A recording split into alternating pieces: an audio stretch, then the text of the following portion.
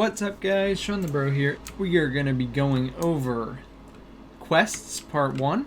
So specifically we're going to set up the quest system. We're not going to be able to complete the quest today because actually checking for all of these conditions is going to be in the next episode. But we are going to be able to set up the entire quest system where we have a quest with a name and description with as many objectives as you want to add. It's variable. So like for this first quest, I actually have 2 objectives. I have slay 1 pumpkin golem and collect 2 pickups. But I could have just 1 objective, or I could have 10, however many that you need. Also going to be going over different types of quests, like fetch quests, slay quests, and things like that. So you'll be able to set those things up to prepare the game for the different conditions you will need. And we're going to be going over displaying it to the screen in this widget. Okay, to get started, we're going to go ahead and work on the code. Now, there's going to be a lot of code today, quite a bit. None of it's particularly difficult, but I'm going to set up a bunch of stuff. You can choose which things you need and which things you don't, but I'm trying to make this as informative as possible. So let's go into Unreal Engine and add a new C++ class. And then show all classes. And you can click object here. Sometimes it's the default one, sometimes it's not. If it's not, just type object, click on it. Now, sometimes it'll give you a little bit of trouble where you won't be able to create the class right away or create it at all when you go into here. Specifically with the object class, I've seen this. I haven't seen this with a lot of other classes. So if that happens, you may need to just back out, click on it again, hit next again. And as long as the create class button is green, you'll be good to go. Now go ahead and type in your name. For me, I called mine base quest. As usual within the tutorial series, I like to make everything base or default because I like to show you at the highest level to create the system, and then you go and make what you want with it. We got our base quest class. Just go ahead and hit create class, and then we can go into the code. It may automatically open for you, but if it doesn't, just go into your solution file, Video Studio Solution, your source, the name of your project, and it'll be in here, base quest. Now, before we get started, we are going to be using the character and game mode that we have been using since the first episode, or as we've been editing since the first episode.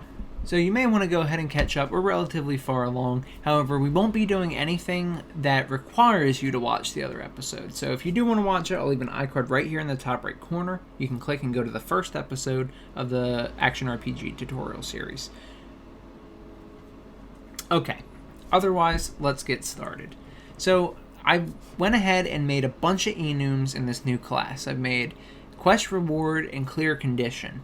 Those are the enum classes, and then I have all these results. I've also gone ahead and made 2 structs, F reward and F objective. And then I've gone ahead and add the actual stuff for the quest, the data that the quest needs. So we're going to break this down and look at this one by one. First of all, when you load up your base quest, you'll have your CPP and your .h, just like any other class. But it's a U object, not an actor. So when you actually see the class, and I know this is confusing because there's a lot going on, so let me highlight it. This is what you'll see initially, not with all these variables and functions, but you'll see this class with your project name API, U-base quest, public U object. One thing we have to do right off the bat before we forget, to put U class blueprint type right above this object. This is because U objects are not like actors. We don't just spawn them in the scene and use them. They're essentially just an object that gets a reference. We use a pointer to keep track of the object, and then we actually have to instantiate or create an object on the spot when we want to. So when we want to form a new quest, we have to create a new quest. And I think that makes sense logically, but it is a little bit weird the way you have to do it, especially if you've never done it before.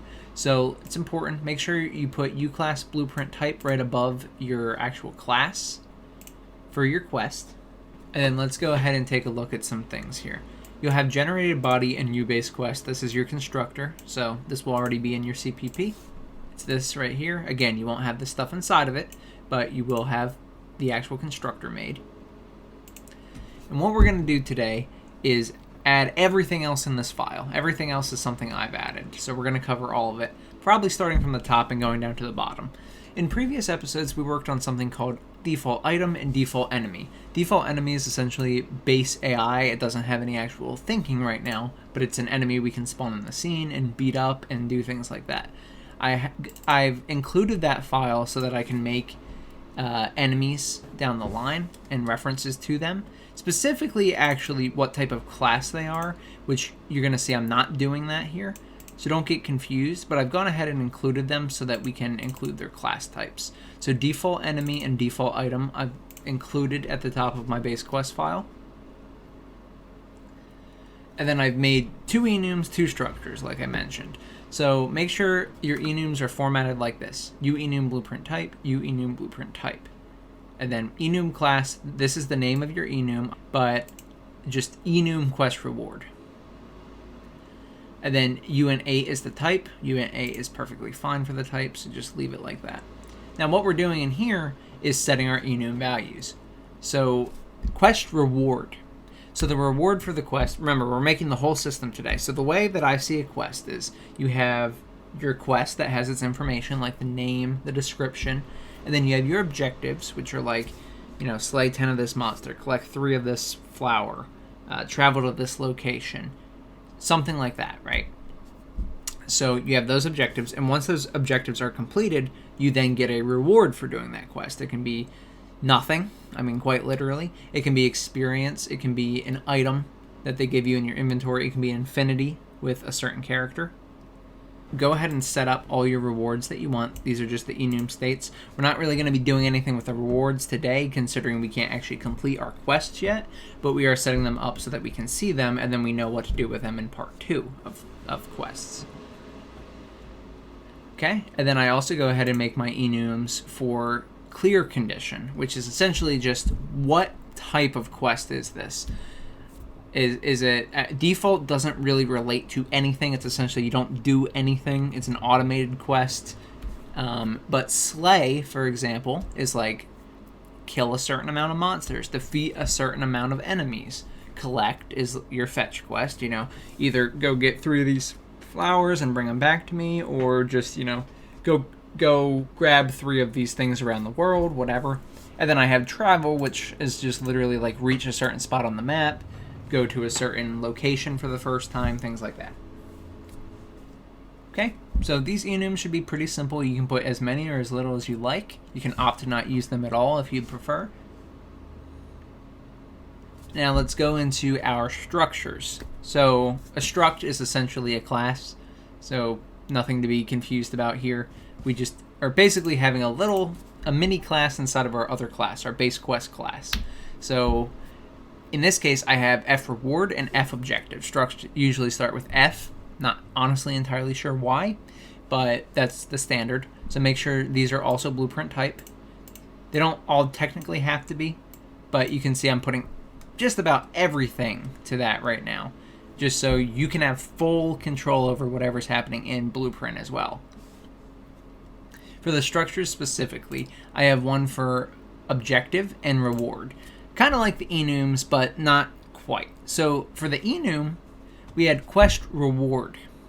And that's good because we know what type of reward we're getting, but that doesn't tell us exactly what reward we are getting.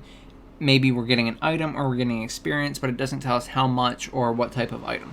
Same with objective. Sure, we have the clear condition. We know it's one of these types of quests, but we have to get more information to actually perform that, to be able to progress and complete that quest. In this case, for reward, I've given quest reward. I've made a variable for the enum reward type. And then I've also gone ahead and added a default item pointer, which is we can go ahead and spawn an item, assign it to this, and then maybe give it to the player in their inventory or put it in some storage box that they can retrieve, something like that.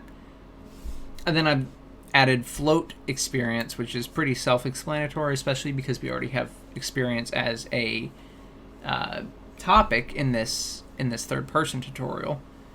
Which, by the way, you'll notice that it's no longer Gears of War character, but actually everything's third-person tutorial character. I finally went through and renamed everything, so now it can be just the third-person tutorial. That's what we're going to be calling it from here on out.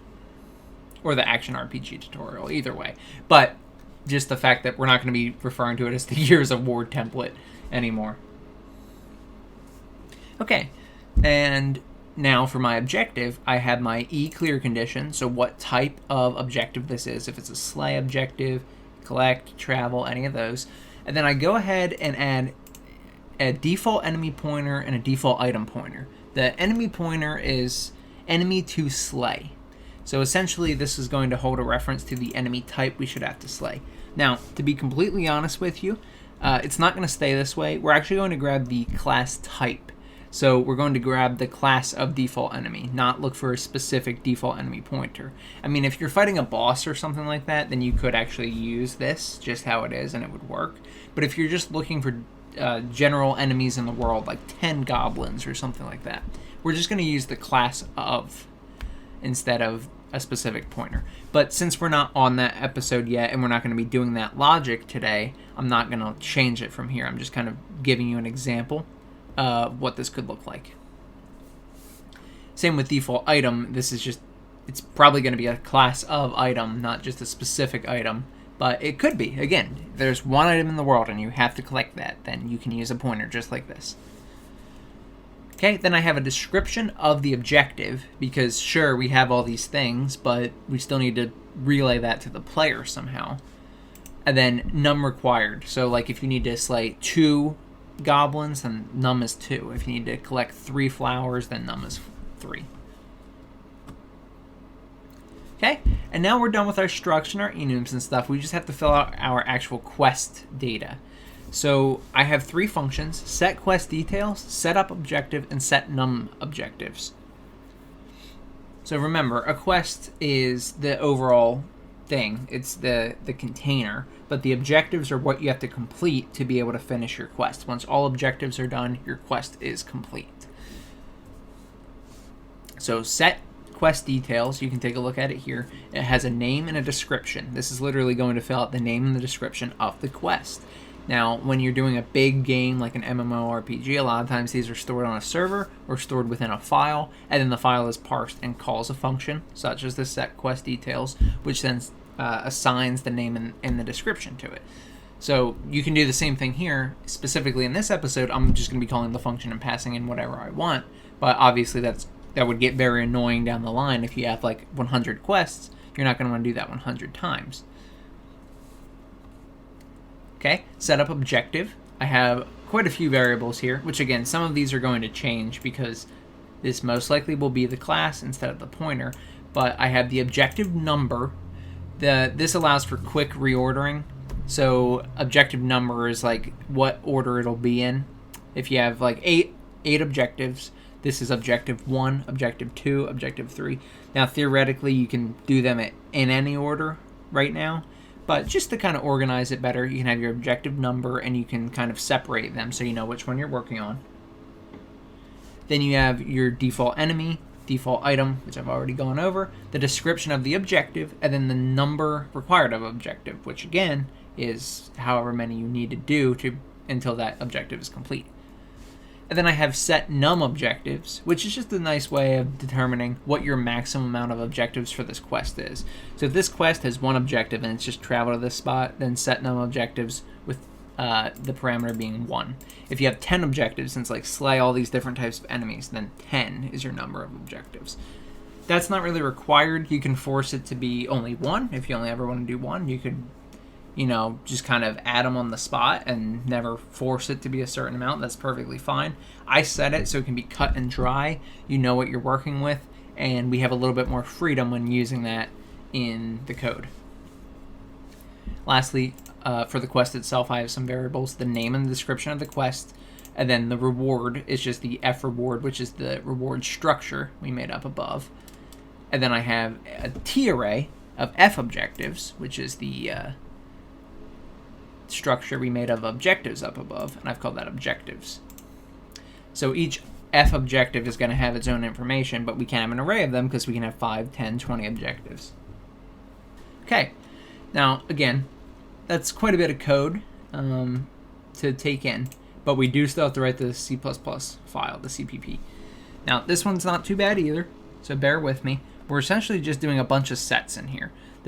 The entire reason I have all these set functions and setup functions is just so we can have some logic and code that we can use we can call in the blueprint, perform some logic and code, and that's the end of it. Instead of forcing individual variables, I've set it up so we can, again, call the function and fill out the parameters, and then you'll be able to use them however you like. This also helps if you have multiple people working in your game. One person can set up the system, everyone else can go ahead and just call that function and fill out the data they want. So in the constructor, I fill out defaults, although here it's not really entirely necessary because you'll never probably have a default quest with no information in it unless something goes wrong. However, let's go ahead and set it up. So I put the name to default quest, description is just go do this. The reward type, so reward, remember, is my reward structure. I just set the eQuest reward to be default. The experience that it gives is 100. And the item to be null pointer. You don't receive an item for completing the quest. You see I don't set up my objectives T array. I don't normally set up arrays in my constructor. It's actually perfectly possible, perfectly fine to do that, but I usually don't. I don't feel that it's really necessary. I've never had an issue for not setting up any sort of container in my constructor. If anything, you could set it to hold a specific amount, but in my case, I don't want to do that. I want to be able to determine how many objectives are in that quest, and so on and so forth. So in set quest details, remember we wrote this function in the header file. All I do is take the name and description variables that are of the class, name and description, and set them to the parameters that I pass in. Now notice I do underscore name underscore description. That's actually, there's nothing related to code about doing that. The reason I do that, and a lot of developers do that, is because it just separates. If you have two names that are very similar or exactly the same in this case, putting the underscore just kind of shows that it's a parameter variable. You know it's being passed into the function. So name of the class is equal to the name being passed into the function. Description of the class is being set to the description being passed into the function. That's all I'm doing here. Okay, then we have our function set up objective. This is the important part, or the most important part for objectives is this function right here. We have everything set up, but we need a way to determine what is being assigned here. We have quite a few things. It could be different types of quests or different objectives. It could be a different amount. So I make sure that the objective num, so the number being passed in, remember, I go ahead and give the freedom to determine what number objective this is. If we only have one objective and we pass in that our objective number is 3, well, we're going to go out of bounds in this array and we're going to crash. So an easy way is just to make sure that this is less than the objectives.num. Now remember, objectives.num returns the actual amount of elements. So if you have an array that has 1, 2, and 3 in it, then .num is going to return 3. However, your indices in that array are going to go 0, 1, and 2. So you have to make sure that your objective number that you're passing in is less than the array that you have of objectives.num. Okay, and then I do some checks here, which most likely is going to change in the future. But again, what we're doing is I'm checking to see if the enemy was passed in. So if this variable was passed in, if it's anything other than null pointer. If nothing's passed in, it's going to be a null pointer, which essentially means it's invalid, which means it'll skip this logic.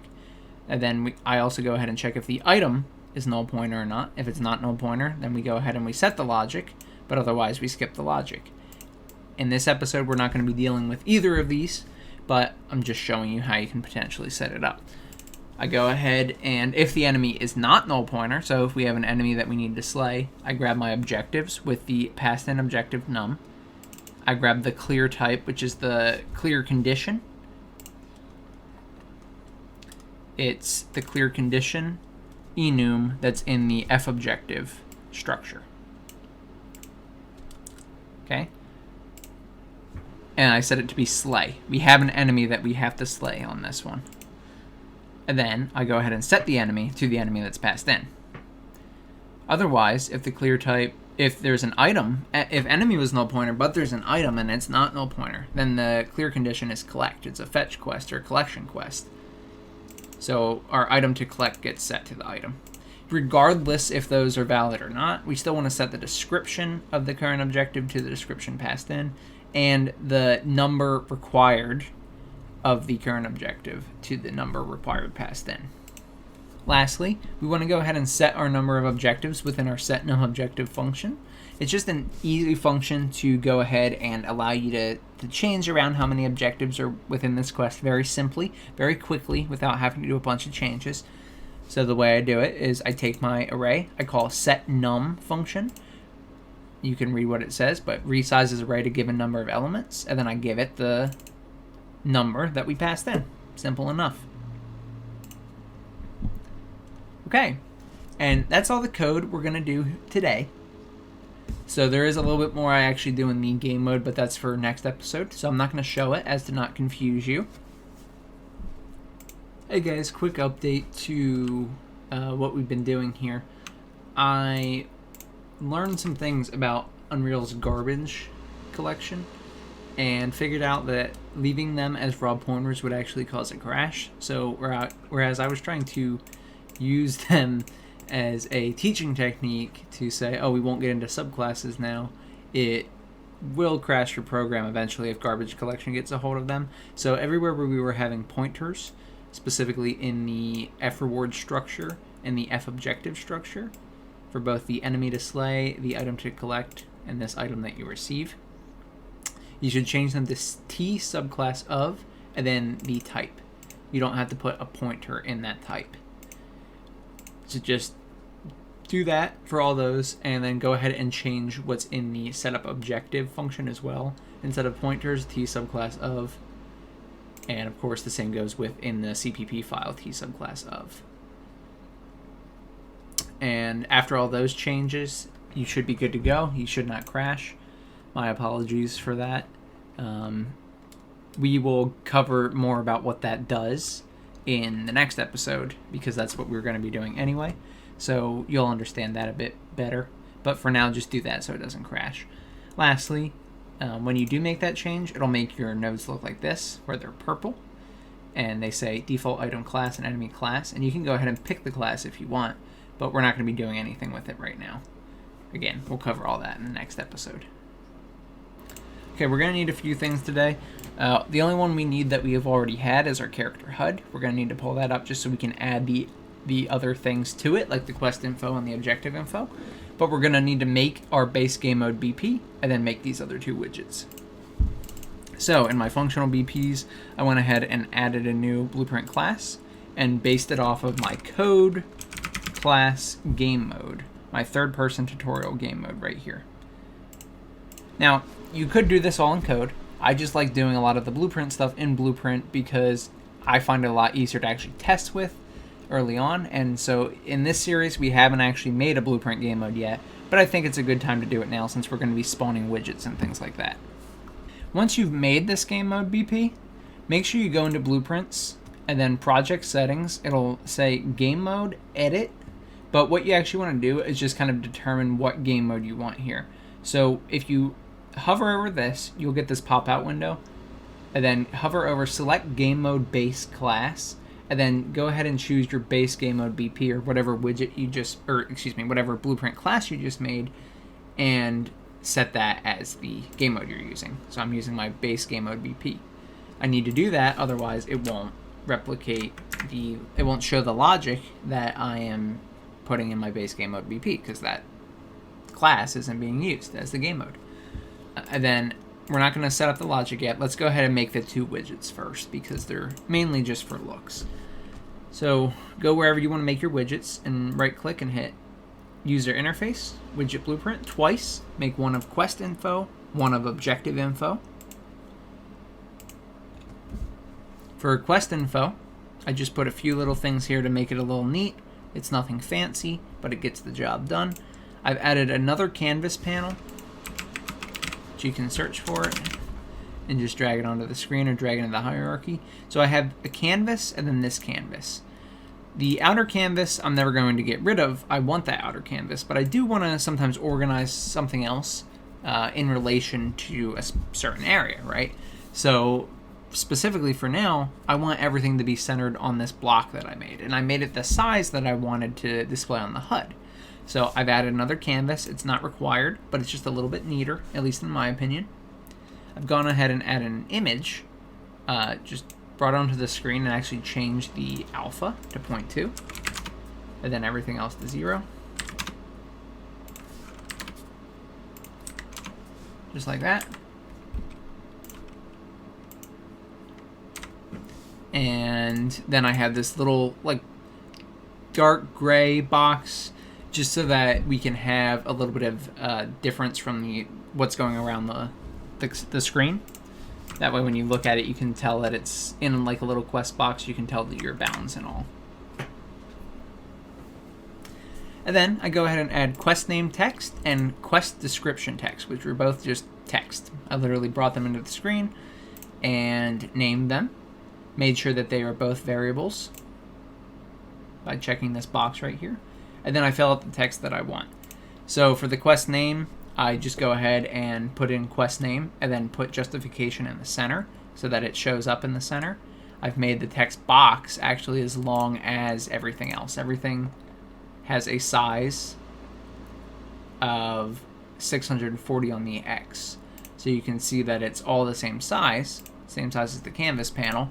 But if I justify it in the center, then it'll take up the middle of the canvas panel. I do the same thing for the description text, but I also make sure that this can wrap, so I auto wrap text. Okay, there you go. Now, that's how we set it up to look nice. There's two things we have to do, and we have to be able to actually set the text related to our quest's text, and we need to be able to set the quest description text as well. Go ahead and make 2 custom events, so add custom event, and then add custom event. Do it twice. When you click it, type your name in. Mine's going to be set quest name text, set quest description text. When you click on an event, you can see your inputs. So, of course, I just go ahead and make a add new parameter right here. Set the type to text, just because text is what these text boxes want. You could make it a string or even a name, and Unreal will do the conversion for you. But I just make it a text so it's easier for me. I call one name, one description, which makes sense. And then I take my, this is my text box, or excuse me, this is my text in my design view for my quest name. Remember, I made sure that they were variables. This is a variable, this is a variable. We're using them now. Bring them onto the screen, drag off of them, call set text, and it'll have text in parentheses. And then just drag in your parameters from your event into the in-text box on your set text box. There's a lot of texts going around here. Okay. And that's about it for the quest. We're just essentially setting the names in here so we know what to display to the screen. Same with objective info, essentially. So I've gone ahead and I've added another canvas panel, my same background image, but I don't have a title for the objective, I just have description. So I have objective description such as slay 5 monsters as my default text. Make sure that it's a variable, and same stuff, make sure you can auto wrap and that it's justified middle, as long as that's the effect you're going for, otherwise set it up how you like. And then in the graph, I basically have the same exact function as I did before. For set quest description text, now I have set objective description text, and I also have a text parameter here which gets passed in to my text variables function to set text. So they're quite simple. They're literally just there to represent the information, to display it to the player. It's not going to do any actual logic in there. Alright, and then we can go ahead and set this up now. In our character HUD, I've moved down my level box as well as my experience, health, and shields boxes. So they're all moved down, and I've gone ahead and added a widget of the type that I want for my quest info, just like this. You can literally just bring it onto the screen. I already have one, so I'm going to delete it. But then as soon as that one ends, I've gone ahead and added a vertical box that I call objective vertical box. The way you find it is just type in vertical box, drag this onto the screen, make it the size that you want, make sure that it is a variable because we need to use it, we need to add children to it. We're going to add each objective info that we create depending on how many objectives we have and how many we've determined in code. And we're going to add them to this box so that they automatically get sorted, which is nice. We don't do anything in the event graph specific to this, so you can ignore it. The last stuff that we have to do to make this work is on the base game mode BP. Now, admittedly, this should not be done in begin play. I'm doing this as an example. So what we should really do is have functions or events that, we call them when we want to, and then they follow the logic that we give them. Not just very linear like this where I do everything in begin play. However, we are going to do it that way for this episode just as proof of concept. Okay, so first things first, I go ahead and create my character HUD widget and set a reference to it. We were creating the character HUD widget in the level blueprint. I've gone ahead and deleted everything out of it. Spawning it in here is the better way to do it, and also we can keep a reference to it, which we will need for modifying the contents of quest info and objective info, those two widgets we made. So you can get player controller 0, and then you can do create widget. Then you can pick the widget that you want. I have character HUD. And by the way, if you don't have character HUD because you haven't been watching the series, I'll go ahead and leave a link to the iCard right now. But you don't actually need to watch that. You just need to put your two widgets in that I was showing you how to put in. You need to put in the vertical box, and you need to put in your quest info widget. The rest of the stuff is just things from other episodes that I've done. Go ahead and choose the widget.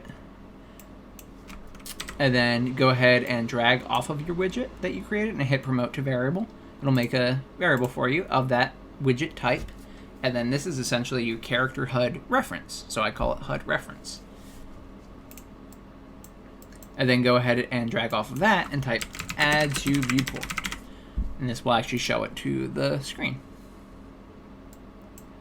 Alright, now this next part is going to be a little bit weird and something that not a lot of people are familiar with until, a little bit later in Unreal Engine, myself included. It took me quite a bit to learn about what this was. So this method of constructing things is essentially how you create an object. Remember how I said you objects are not actors? Well, that's true. They're not actors, and that's why we can't do spawn actor from class. So the way you create an object is to construct object. And quite literally type construct object from class. It requires an outer, which an outer is just the owner. To my knowledge, it doesn't really matter as long as you have a reference to your object. So in this case, the base game mode BP should be perfectly fine. We can always change it later if we find a reason to put it somewhere else. But I think the base game mode would be the one that's going to be handling the quest system anyway. So go ahead and get a reference to self. And drag that into outer, and then you pick your class. Well, we want our base quest class. Okay? And then you can go ahead and also store out the thing that gets created to a variable. That way we can still use a variable to set and assign everything. Go ahead and drag off your return value here and say promote to variable. And I call this current quest reference. So current quest reference is basically just as it sounds. It's the quest that we just created, and we're going to use it to modify its contents to how we like. If that be reading a file or reading from a server, then great. For now, we're just going to hard code it in, but that works just as well for now.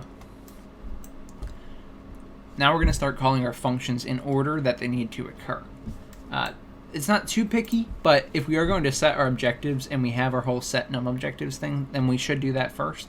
So if you drag off of your base quest reference and call set num objectives, remember that's our code class that we made, or excuse me, our code function that we made. Set num objectives right here. We're calling that and passing it however many. For this, I've set up 2. Slay 1 pumpkin golem, collect 2 pickups. So I set my num objectives to 2. Okay, and then I go ahead and set my quest details next. I know there's a lot of reroute nodes, but in reality, these all stem from current quest reference. So I drag from this again, set quest details, and then it comes up with this box. Now, I've gone ahead and put the name of the quest to getting started and the description to learn the basics and complete your first quest. Pretty simple in terms of how to use that node. And then I go ahead and call my setup objectives. I call it twice. The first one I put objective num of 0, so the 0th, which is the first index, but the index of 0 on the array. And then for the second objective, I use objective num 1, which is the second index, but it's index 1 in the array. I don't pass an enemy or item for the reasons I've mentioned in the code. They can be null pointer for now. It won't cause any issues. And then I put the description, slay 1 pumpkin golem. If you want this to be more mobile, you could put text that appends. So slay, and then blank, use the num required as the next thing, and then put the enemy class type or item class type as a different thing. So you could actually make this entirely dynamic, and you don't need to write anything in the description. You don't even need to have the description. However, having the description, as long as it's not, hurting your memory or things like that, is just a lot easier, because there's a lot of times you don't necessarily want the descriptions to only be those settings that you have. You might want to have something specific for a different mission. So it's just nice to have the freedom, but feel free to set it up however you feel is best. Okay, and after all that, we're going to go ahead and set up our widget to display the information that we've given it and that we've set in the base quest. You can see this blue node is still the current quest reference. So I go ahead and get the name and description of the quest. And then I get my HUD reference that we created just earlier, right here. Grab that variable. And when you have your HUD reference, you have a reference to everything on the widget that is a variable and is public. So if we get our HUD reference variable, we can drag off of it and get our quest info widget. Remember, we added the quest info right here. That's what this is. So we just grab that, and now we can call the two events that we made in that, which were set quest name text and set quest description text. And we need to pass it the information. Well, luckily enough for us, we have a name description variable in our base quest class. We can go ahead and just drag them in. It will do the conversion for us. There you go. So now our quest should be displaying properly. Quick little thing that I did that you don't have to do, but it does make it a little bit neater. So if you have default text in here, like in quest info, I have this default text. Well, if I put that on my HUD, there can be a frame or two where this doesn't update, even on begin play. So it'll have the default text in there. That can look kind of bad. It's not a huge deal, but you may want to click on your quest info widget, go down to visibility in the behavior section, and set it to hidden by default. And then only when we fill out the quest data, then do we want to set its visibility. I put it to not hit testable, which essentially just means you can click through it, although I don't think we're going to be clicking anything on the screen as of yet, so it's not a huge deal. You could just leave it as visible. I'm keeping it as not-hit testable. Lastly, we need to define the logic to display our objectives correctly for the quest. So we have our current quest reference, and then we have our objectives array, which is what we add the objectives to. So go ahead and get objectives, loop through it for each loop, and then you can drag off of your array element. Remember, this is a specific objective now. So our objective consists of 5 things actually. It consists of clear type, enemy to slay, item to collect, description, and num required. We can drag off of the array element and break it to be able to see all those things. Then you can go ahead and grab what is important to you. In this case, I just care about the description because I want to set the objective description text. And in the meantime, since we've broken that, we now need to know what to use that on. So we're going to create our objective widget. Create widget. And then you want to choose your objective info widget. And you want to set your value before we assign it. Otherwise, you're going to run into the same issue I was just referring to with the visibility on the quest info widget. So we want to call the one event that we made on the objective info, which is set objective description text. Of course, we can now drag in our description to the description text. It'll automatically convert for you. And then lastly, after we've done that, and I'm going to delete this since you can see it all up above. After we do all that, all we do is we have to add that objective info widget to our vertical box that we added on our HUD. This guy right here. So we grab our HUD reference. We grab our vertical box. And then we call add child to vertical box and pass in the one that we created from create widget. Okay. And once you've done all that, you should then be able to play your game, have your character HUD updated to where you see the quest info, the name and the description, and then your objective should be individually displayed to where you have any ones you put in. So if you put in 1, if you put in 2, and just to show you, you can go ahead and skip one. Like if I were to not do the second one here, then I only have one objective, slay 1 pumpkin golem. It's that easy. Well, there you go, guys. That's a pretty quick way, all things considered, of how to make a quest system in our action RPG and third-person tutorial series. I think this is going to be a really fun mini-series within the series to keep working on. So next episode, we're going to be covering how to actually complete quests, like get progression toward quests, and then complete them and receive our reward. Anyway, guys, that's all I got for you today. So thank you so much for watching. If you enjoyed and this helped you create your own quest system, please subscribe. It does more for me than anything else you can do. I want to give a huge shout out to my YouTube membership and Patreon supporters. Thank you guys for continuing to give me support and allowing me to continue working on these series that I love. I'm very, very proud of how far they've come and where they're going to go in the future. So thank you so much. I really appreciate it. If you had any issues with this episode or any of my tutorials, feel free to join the Discord. The link is in the description. We'll be happy to help you out. Lastly, guys, if you want to come support us on Twitch, twitch.tv/Shawnthebro27. I am playing Dark Souls games. Every Wednesday we finish the first one, the second one, and Demon Souls. We're working on Dark Souls 3 now.